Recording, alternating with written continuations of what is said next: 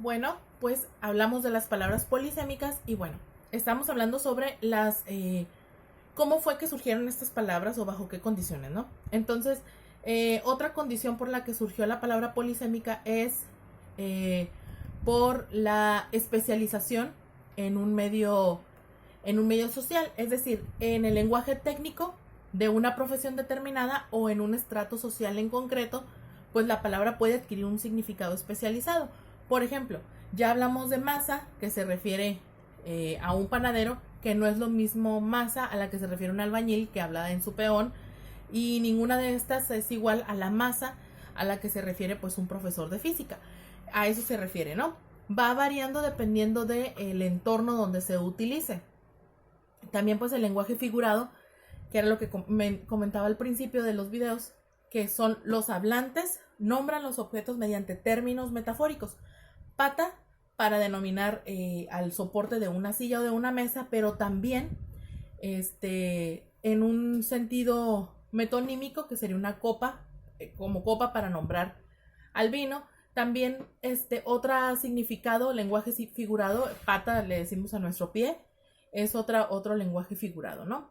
Muy bien, y también tenemos los homónimos representados. Ya vimos lo que son los homónimos y entonces pues los homónimos, recordamos, son dos palabras con significados parecidos cuya etimología pues se perdió y pueden ser consideradas una sola palabra polisémica en la cabeza de los hablantes. Por ejemplo, la palabra reja cuenta con dos etimologías distintas, una para reja del arado y la otra para la ventana enrejada.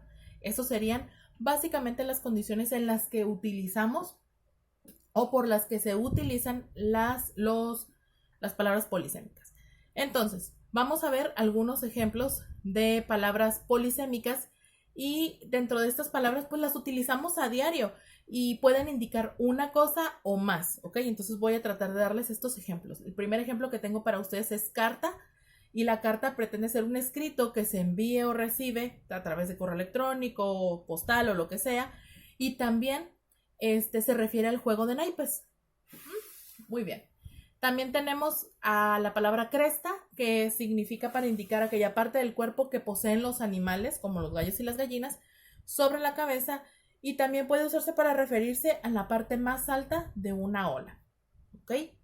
Tenemos también una palabra muy común, gato. Es una palabra polisémica porque se puede referir a un animal, a una herramienta, a una danza típica de Argentina y Uruguay. Esos son los significados de gato. También a la palabra mango, que puede ser la parte donde se sostienen algunas herramientas en particular, y también pues la fruta, ¿no? Que ya conocemos. Otra palabra será la palabra sierra, que es el objeto que sirve para cortar algún tipo de material como madera o metal, y también se utiliza para denominar al conjunto de montañas en algún lugar, e incluso se puede hacer alusión al pez. Hay un pez que se llama sierra, ¿ok? Y bueno, pues eso es en cuanto a la polisemia. Y obviamente pues la polisemia también tiene varios usos en diferentes ramas de nuestra vida, como es en la historia. También ahí podemos utilizarla. Y en cuanto a la historia, pues se refiere a que una palabra, según el contexto en el cual es empleada, va cambiando, ¿no? Entonces, pues la palabra historia posee diversos significados, con lo que hace resaltarse entre otras palabras polisémicas.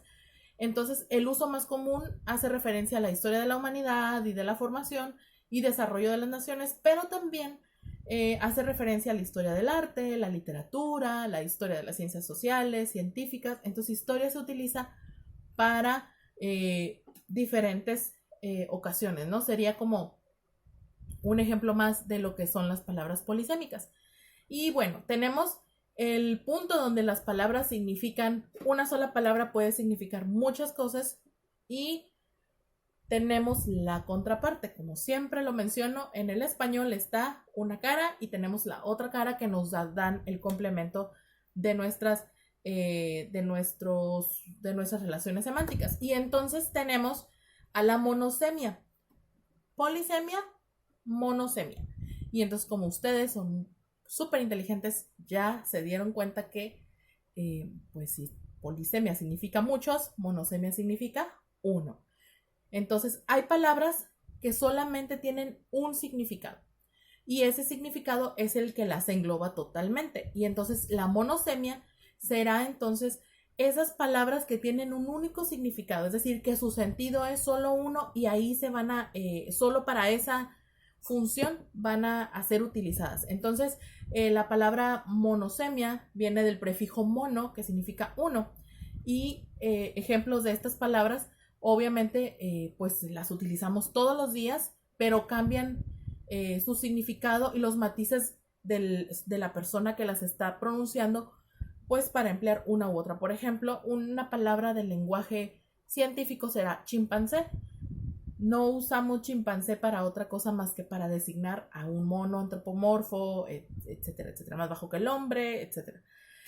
Otras palabras que tengo aquí de ejemplos para ustedes será la palabra danza, la palabra ajo, palabra fotografía, son monosémicas, la palabra adolescencia, la palabra daltónico, no la utilizamos más que para el sentido que es, la persona que no distingue colores, la palabra siempre, la palabra techo, la palabra almirante, la palabra decadencia, la palabra teclado, apendicitis, es un término médico, no la usamos más que en ese sentido, bueno, ni nosotros la usamos, la usan los médicos, alquimia, decreto, teléfono, dedicatoria, televisión. Y hay muchísimas más palabras que son monosémicas. Muy bien, entonces ya vamos en el cierre de nuestra clase. Próximo video estaremos hablando sobre las palabras sobre la hiponimia y la hiperonimia. ¿Ok? Ahorita nos vemos.